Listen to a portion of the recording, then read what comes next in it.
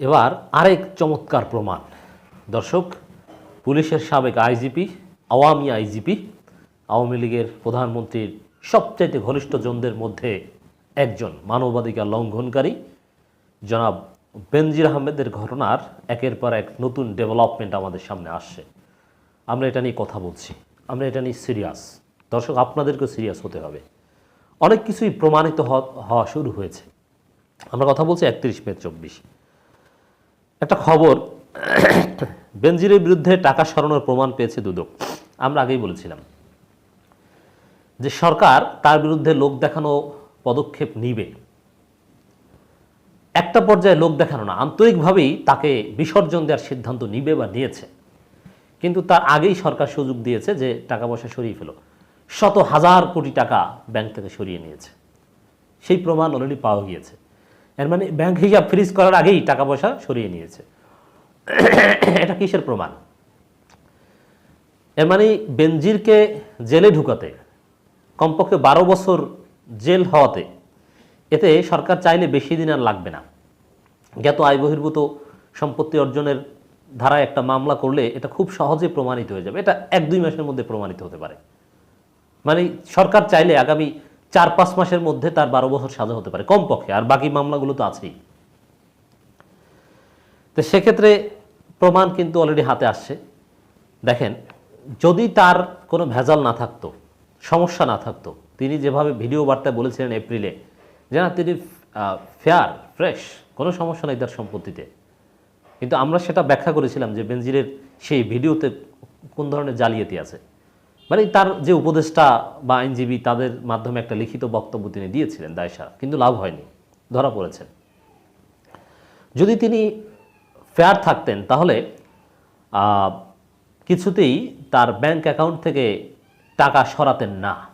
শুধু bank account থেকে টাকা সরানো না, চালাক মানুষ তো, যথেষ্ট সময় সরকার তাকে দিয়েছে। এই সময়ের মধ্যে তার বিভিন্ন প্লট, সব কিছু তার সম্ভব নয়। সম্পত্তি, স্থাবর সম্পত্তিরও একটা অংশ, অস্থাবর সম্পত্তি তো সরিয়েছে, অন্যের নামে বিক্রি করে দেওয়া বা এগুলো করে টাকা পয়সা দুবাই, সিঙ্গাপুর, বিভিন্ন জায়গায় হয়তো নিয়ে গিয়েছে। এমনকি বিভিন্ন গণমাধ্যমে এখন খবর বেরোচ্ছে যে বেনজির আসলে দেশেই নাই। আছে কিনা দেশে সেটা আমরা 6 তারিখ দেখতে পারবো। তবে যদি তিনি দেশে না থেকে থাকেন, এবং দুদক যেটা বলছে যে ব্যাংক থেকে টাকা সরিয়েছেন, এর দায় সম্পূর্ণ সরকারের। সরকার সেই সুযোগ করে দিয়েছে। এখন এতে প্রমাণিত হয়েছে যে সরকার বেনজিরকে দুর্নীতি করতে, এই পাহাড় সম সম্পদ করতে সহায়তা করেছে, এবং তাকে নিরাপদে দেশ ত্যাগ করতে বা সম্পত্তি সরিয়ে নিতেও সরকার সহযোগিতা করেছে।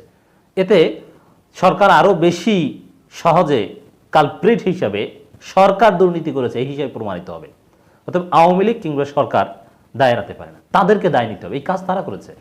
বেনজির যদি দেশ ত্যাগ করে থাকেন, যদি ইফ ইট ইজ ট্রু, সরকারের উচ্চ পর্যায়ের সহযোগিতা ছাড়া তার মতো গুরুত্বপূর্ণ লোকের কিছুতেই দেশ ত্যাগ করা সম্ভব ছিল না। নিঃসন্দেহে সরকার সহযোগিতা করেছে। অতএব এর দায় সরকারকে নিতে হবে। বেনজির বিদেশে থাকবেন বহাল তবিয়তে, সব সম্পত্তি টম্পত্তি সেখানে নিয়ে গিয়ে, আর দেশে তার 36 বছর সাজা হোক, তাতে আমাদের কিছু আসে যায় না। আমরা তাকে জেলে দেখতে চাই। এখন তাকে যেভাবে হোক ধরে আনতে হবে, এটা হচ্ছে আমাদের দাবি। দর্শক দেখেন, চমৎকার প্রমাণ কি, বেনজিরের বিরুদ্ধে টাকা সরানোর প্রমাণ পেয়েছে দুদক। টাকা সরিয়েছে মানে ভেজাল ছিল, দুর্নীতি করেছেন, এটা মোটামুটি প্রাইমারি এস্টাবলিশড হয়ে গিয়েছে। না হলে ভেজাল না থাকতে কিছুতেই টাকা সরাতেন। আওয়ামী লীগ কি তাকে অন্যায়ভাবে ফাঁসাবে? আওয়ামী লীগের এত ঘনিষ্ঠ লোক, সেটা কখনোই হতে পারে না। আওয়ামী লীগ সর্বোচ্চ বাধ্য হচ্ছে তার বিচার করতে আন্তর্জাতিক পরিস্থিতির কারণে। ব্যাংক হিসাব ফ্রিজ বা অবরুদ্ধ করার আগেই অধিকাংশ অর্থ উঠিয়ে নিয়েছেন পুলিশের সাবেক মহাপরিদর্শক বেনজির আহমেদ ও তার পরিবারের সদস্যরা। তাদের বিভিন্ন প্রতিষ্ঠানের নামে 33টি অ্যাকাউন্টের সন্ধান পাওয়া গিয়েছিল। আদালত থেকে নির্দেশনা দেওয়ার আগেই ওই সব হিসাব থেকে বিপুল অঙ্কের টাকা উত্তোলনে আলামত পেয়েছে দুর্নীতি দমন কমিশনের দুদক অনুসন্ধান টিম। তবে টাকার পরিমাণ বলতে পারেনি তারা। অনুমান করা হচ্ছে টাকার পরিমাণ কয়েকশো কোটি টাকা হবে। বুঝতে পারছেন? এখন এই যে টাকা সরানো বা এগুলো নিঃসন্দেহে সরকারের বুদ্ধিতে করেছে। অতএব সরকার দায়ী, আমরা সরকারকে দায়ী করব। নিরাপদ সময় দিয়েছে, সুযোগ দিয়েছে সরকার। এখন সরকার নিজেরাই দুর্নীতিবাজ হিসাবে প্রমাণিত হচ্ছে। দুর্নীতি প্যাট্রন সরকার করেছে। তিনি বলেন, সাবেক একজন কর্মকর্তা বলেন, আইজিবির অনেকগুলো অ্যাকাউন্ট ফাঁকা করা হয়েছে। হিসাব ফ্রিজের তথ্য হয়তো আগেই টের পেয়েছিলেন তিনি।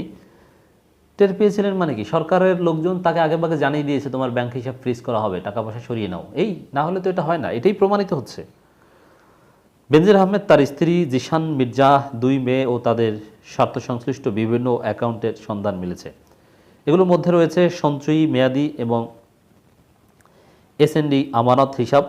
কিছু ঋণ হিসাবও আছে। অ্যাকাউন্ট ফ্রিজ কার্যকরের আগেই আমানত হিসাবে নগদ টাকা সরিয়ে ফেলা হয়েছে। ব্যাংক আইনে এটা খুব কঠিন, এই ধরনের সম্পদ টাকা উঠানো ফেরানো। কারণ ফ্রিজ করা আদালতের নির্দেশনার আগে কেউ ব্যাংকে টাকা রাখলে সেটা উঠাতে চাইলে তো আর নিষেধ করতে পারে না, এটা তো আর করতে পারে না। এর মানে আইনের ফাঁকফোকর এবং সরকারের সহযোগিতায়, প্রকাশ্য সহযোগিতায় বেনজির হয়তো নিরাপদ দূরত্বে চলে যাওয়ার চেষ্টা করেছেন, তার সম্পত্তি নিরাপদে সরিয়ে নিয়েছেন এবং জায়গা জমি অনেক কিছু অলরেডি বিক্রি করে দিয়েছেন, যাতে তার নামে এখন আর দলিল পাওয়া যাবে না।